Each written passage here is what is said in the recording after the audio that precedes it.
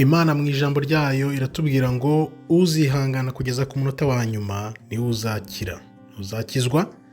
Iyo umaze kwakira agakiza rero ukareba gukorera Imana uko abantu bibwira ko byoroshye, ntibyoroshye, kandi Satani iteka ahora arekereje kugira ngo agushe wa wundi wabaye urumuri kuri benshi. Inkuru ikomeje kuvugwa hirya no hino rero n'abantu benshi nuko bavuga ngo Mignone ajya ngo kwa Satani, bira bintu ngo yakoze na Kayanja ngo byari ibintu by'umuhango wa Satani. Hano rero reka tuze tubisesengure turebe koko ibijya imbere. Muribuka cya gihe ubwo Mignone yari afite ikibazo cy'umuhungu we wari uri kuvuga ngo yaramututse ngo byagenze gute, nakoze video mvuga ati ni umwana wenda yakosheje, azagera aho yihane agororoke bamugorore, noneho abantu bagira ikimwaro bumirwe. Ariko ibibazo byatangiye kuza, ndibaza mbonye kiriya gihe cya covid gitangiye. So no kubera iki rero igihe cya covid ari igihe cy'ingirakamaro, nuko umuntu wese utarabwiye intama ze ngo ntimujye gufata biriya bintu akareka abantu bakajya gufata biriya bintu azi wenda cyangwa se atabizi ingaruka zabyo, niho natangiye kuvuga nti ibintu bishobora kuba wenda bitari shyashya. Bibaho rero, bibaho, ari nayo mpamvu iyo video nakoze naravuze ni umutima warambwiye uti yisibe, kuko ntaguzi ibintu umuntu aba arimo ushobora kubikoreshwa n'amarangamutima, ariko wenda si uri kurengera umwana kugira umwana agororoke agaruke mu nzira z'Imana. Ariko uko ibihe bigenda byica umugendo ubona ibintu biza ukibaza ati ibintu biragana he. Ikibazo nakwibaza rero ni kimwe, abakozi bamaze gukomera batangiye kuzamuka, kuki bagira irari cyangwa umurava wo kujya gushaka izindi mbaraga cyangwa ibindi bintu? Urugero twafata rufatika rwa TD Jakes, urabona ukuntu yari akomeye yubashywe n'ibiki byose, ntago yari akagombye kwisanga agendana n'abantu nk'abariya. Iyo umaze kwakira agakiza wuzuye umwuka ucukubiri n'ibintu nk'abiriya, ariko Satani abahari. Niyo mpamvu iyo tuguye uvuga uti nk'ibi bintu nabigezemo gute, izi nzira ndimo zimeze gute, ese inzira ziraganisha ku Mana? Byanze bikunze muri weho ubuzi neza ko izi nzira ziri kugukura zikujyana kwa Satani cyangwa se zikugumisha ku Mana.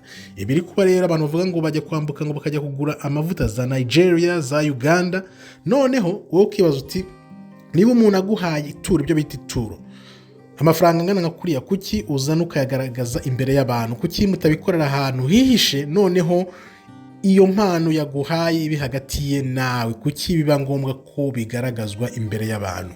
Umuntu ashobora kuvuga ati nkwemera ituro niri imbere y'abantu, ariko ntabigaragaze cyangwa se ntavuga amafaranga, ntavuga umubare cyangwa ntavuga ibiki byose. Ariko nicyo gituma abantu batangira kwibaza ati ibi bintu ni ibiki? Ibi bintu byo gusengera abantu ngo abantu ngo bakozeho ngo baraguye, ngo bahushye umwuka ngo baraguye. Ben Hinn ubwe nakozeho video yo mu Cyongereza ukuntu Ben Hinn yaje imbere y'abantu ubwo akiyemera ko biriya bintu akora atari ubuhanuzi, atari ugukiza abantu, ari ibintu yagiyemo by'inzira z'ubuyobe, yicuza cyane, avuga ati ndatakamba nsaba imbabazi. None niba abantu batangiye kuvuga bati umuntu wese ukora biriya bintu byo guhuha abantu, byo gusunika abantu bakagwa, ni ibyo kwa Satani, ibyo bintu rero abantu babiherayo babivuga ko ari ibyo kwa Satani, nuko abantu bose babikoresha bimaze kwamamara ko biva kwa Satani. Iyo mpamvu rero nakubwira nti nk'uwayize Imana nkagirirwa ubuntu, Imana ikanyiyereka ibintu bigenda muri izo nzira byose, byirinde, ushishoze, ushungure, urebe iyo biva niyo bijya, hato nawe utazasanga witaye kwa Satani, kuko inzira abantu baba bagendamo ari inzira zitazwi cyangwa zishobora kuba ari iza Satani utabizi.